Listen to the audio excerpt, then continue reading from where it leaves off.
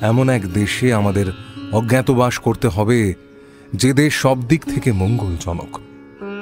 তাহলে সেখানে আমরা নির্ভয়ে বাস করতে পারব। আমার মনে হয় মৎস্যরাজ বিরাটের রাজ্যই হচ্ছে আদর্শ। বিরাটরাজ পাশা খেলতে ভালোবাসেন, সেই খেলাটি আমারও বিশেষ প্রিয়। সুতরাং আমি বিরাট রাজার ব্রাহ্মণ সভাসদ হব। আমার নাম হবে কঙ্ক। পাশা খেলার বিনোদনের মধ্যে দিয়ে আমি রাজা এবং তার মন্ত্রীদের মনোরঞ্জন করব।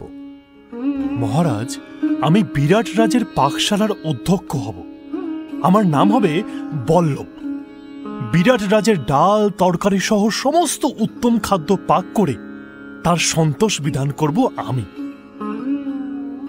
বিরাটনগরে আমি নপুংসক বলে আত্মপরিচয় দেব।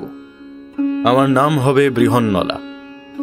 স্বর্গ থেকে আমি নানা প্রকার নৃত্য, গীত এবং বাদ্যযন্ত্রের তালিম নিয়ে এসেছি। বিরাট রাজার আত্মীয়দের আমি সেই সব শিক্ষাই দেব। মহারাজ, নিজেকে আমি গোপনে প্রচ্ছন্ন রাখতে সক্ষম। আমি গ্রন্থিক নাম ধারণ করে বিরাট রাজার অশ্বরক্ষক হয়ে থাকব মহারাজ। অশ্বের লালন পালন করা, তাদের দেখাশোনা করা আমার অত্যন্ত প্রিয় কার্য। মহারাজ, ভ্রাতা নকুল যেমন অশ্ব সম্পর্কে অত্যন্ত অভিজ্ঞ, আমি তেমনি গো সম্পদের প্রতি অত্যন্ত আকৃষ্ট।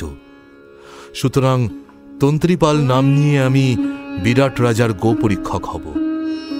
আমি সেই শৈরিন্দ্রের কার্য করব। কেশ বিন্যাস এবং কেশ সংস্কারের কার্যে আমি নিপুণ।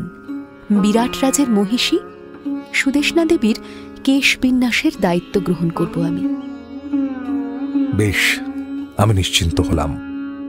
তোমরা নিজেদের জন্য যে যা কার্য নির্বাচন করে নিয়েছ সেগুলোকেও আমি সমর্থন করি, কারণ সেই সব কার্যে তোমরা সত্যি নিপুণ এবং অভিজ্ঞ।